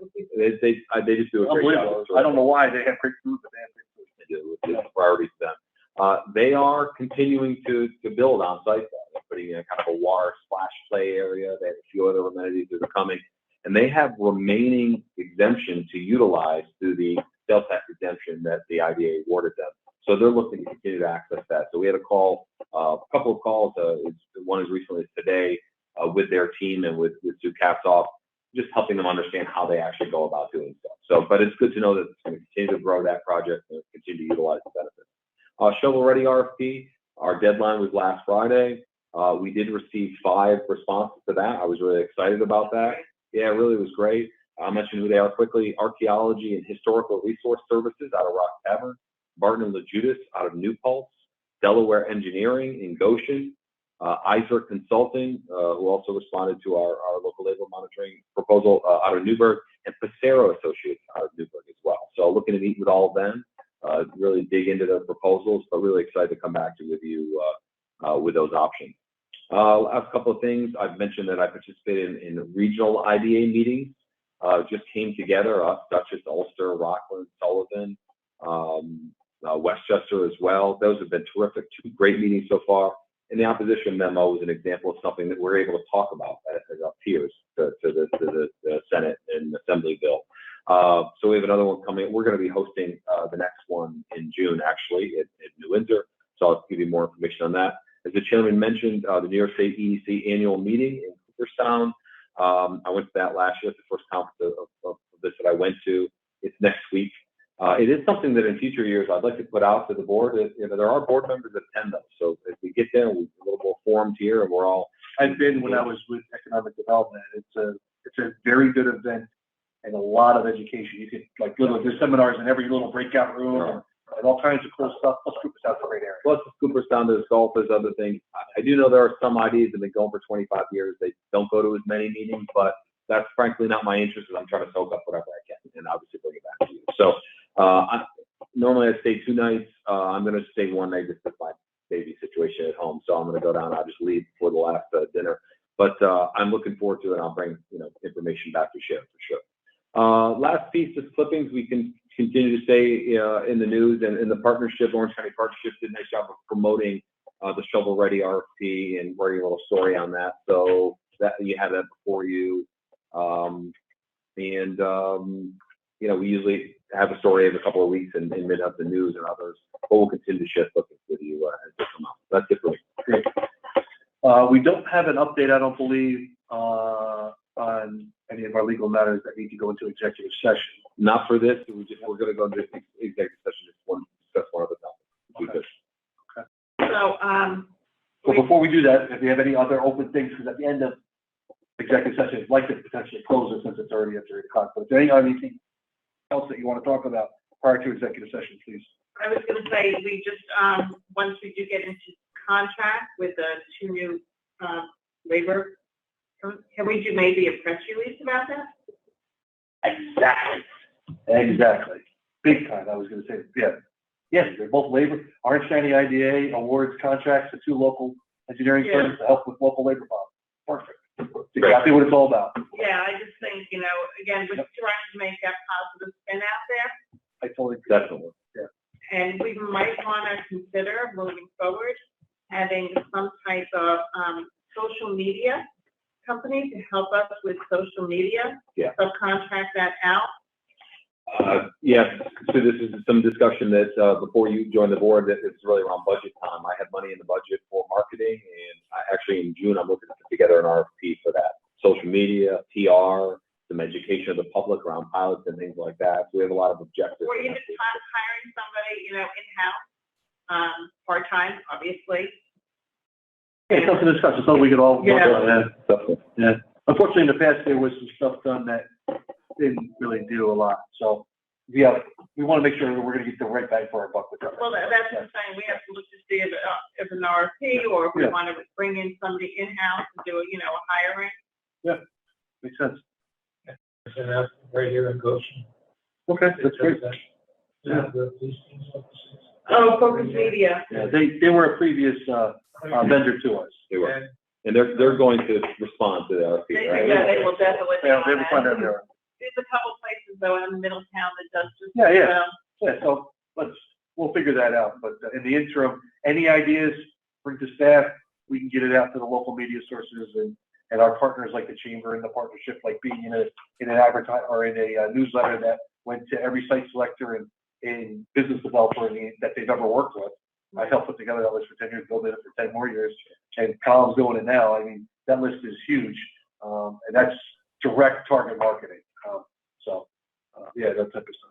All right, anything else that anybody wants to bring up before we go into executive session? And just, we should give a reason for that and potential litigation. For the potential litigation.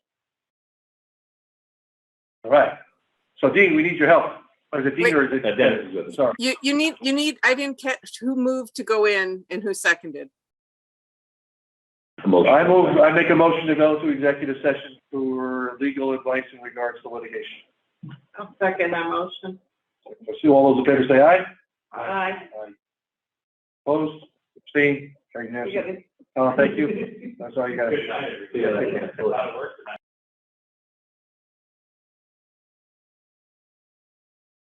Okay, welcome back everyone to the Orange County Industrial Development Agency. We just got out of executive session. Today is Wednesday, May 18th, 2022. It's approximately 8:15. We'll make a motion to adjourn the meeting. I'll make the motion. Have a second? Second. Do a second. All those in favor say aye. Aye. Opposed? Passed unanimously. Adjourn the meeting. Thank you, everyone. Thank you, everyone who attended. Thank Have a you. good night. You too.